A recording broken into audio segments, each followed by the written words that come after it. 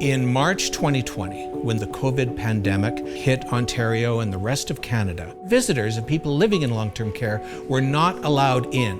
The result of that was close to catastrophic. People living in long-term care became ill, they became more fragile, more deaths were recorded. Healthcare leaders across the country determined we've got to find ways to allow family members and friends and other visitors to come into long-term care homes, spend time with the residents living there, even during times of COVID outbreak. A project was developed with funding for 14 implementation science teams across the country. I formed one of those teams out of the Bruyere Research Institute in Ottawa. We formed a partnership with 3 long-term care homes, and also we partnered with numerous organizations in Ontario that serve the needs of people living in long-term care. And we did all of this in order to help ensure that family members and other people who were able to enter into the homes and spend time with residents in long-term care homes, even during times of COVID outbreak. So designated care partners, or DCPs as we call them here at Bruyere, are also called essential care partners, ECPs, and other organizations. And what they are family members, friends, anyone the resident feels comfortable to have come in and be part of their care team to provide different aspects of their care. The difference between a visitor and a DCP or essential care partner role comes down to many things, one being training. So they're learning about the rules, learning how to do things safely. It gives them a sense of responsibility, they have a sense of accountability, and they're members of the team. It's important to make the DCPs really feel part of the team because they are the best advocate for the resident. They become comfortable to know to whom they can talk to when the residents need something. That familiarity, those connections helps them to be better advocates for the resident.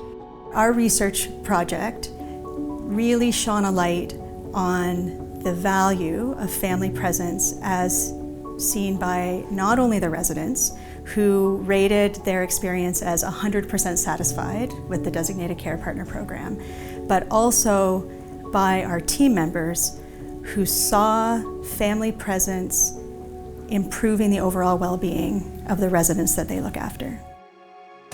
Before the pandemic, there was certainly anecdotal evidence, and there was some scientific evidence that the role played by family members and close friends for residents in long-term care was important, but it had not been a major focus of research at that point. We now have abundant scientific evidence showing that this is true. There are a number of key findings from our research. The first is the very simple but important finding that essential care partners are essential. When essential care partners are barred from the home, there are declines in well-being. When they're allowed back in, things improve. The most dramatic example of this that we found had to do with people living with dementia, people living with Alzheimer's in long-term care homes. When they were no longer being visited by close friends and by family members, their well-being and health declined very dramatically. Then, when visitors were allowed back in, all of a sudden, well-being was restored. The correlation was absolutely dramatic. People working in long-term care learned in a visceral, immediate way how important the care is that is provided by family members and friends who come in and spend time. This role of essential care partner needs to have some formality about it. It needs to be seen as a role within the long-term care setting, just as the personal support worker has a role or the registered nurse has a role. This is a role that goes above and beyond that of a visitor to someone in a long-term care home. Care falls into a couple of different categories. The basic category is what some people refer to as psychosocial care. It's not transactional care where you deliver a care bundle like a set of medication. It's relational that occurs through the unfolding of the relationship, the interaction, and that is the kind of care that people exhibit toward each other when they simply spend time together.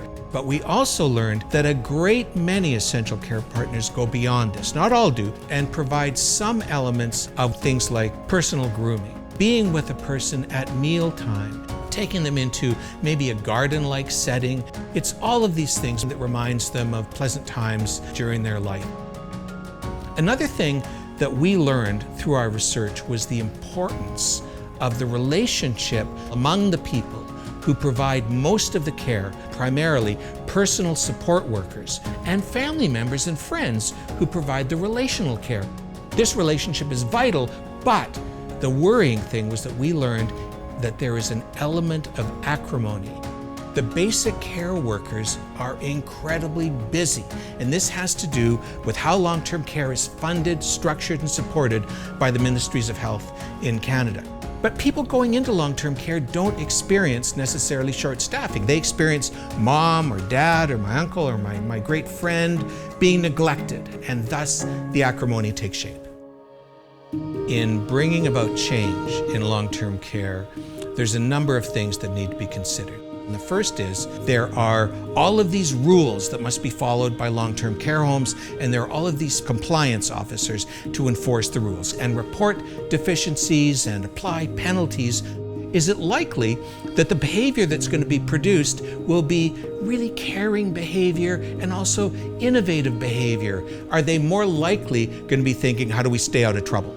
I'm not saying get rid of it, but reduce the reliance on compliance. This is a big, complex system with many, many different long-term care homes located in all kinds of different demographic situations. We want to bring about change. We need to empower the individual homes to determine what should they work on first, what should they work on second. It's not a matter of some central planning committee in the capital city deciding, here is the good idea, and then imposing their good idea on homes that are dealing with vastly different circumstances. We need to fully involve the key stakeholders whose behavior represents what's going on in long-term care homes. And this means the residents living in the homes, family members and other essential care partners, personal support workers, therapeutic recreation staff, and many, many others. We need to invite them not just to the planning table, but also the decision-making table.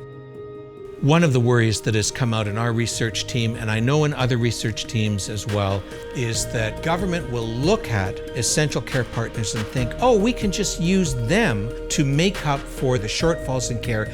No, these essential care partners are already playing their role, delivering the care that they're able to provide. We need to increase the funding envelope for basic care for long-term care. We need to ensure that more basic care is available for people living in long-term care, and we need to work on the collegiality of the relationship between family members and other essential care partners and those who are providing basic care as part of their paid work in a long-term care home. And the final thing that I would say about bringing about change in long-term care homes is we need to create a way that the people who are interested in bringing about improvements can speak with each other, collaborate together, and learn from each other. What a shame it would be if those breakthroughs stayed confined to those homes. We want to make sure that they get shared so that all can benefit from the improvements that we come upon. There are key lessons from our research project. Essential care partners are essential. Reduce the long-term care system's reliance on compliance. Improve the relationships of essential care partners and PSWs. Empower the homes to set their own priorities for improvements. Invite stakeholders to participate in the improvement process, including residents, essential care partners, and people who work in long-term care homes. Increase funding to ensure adequate levels of PSW support.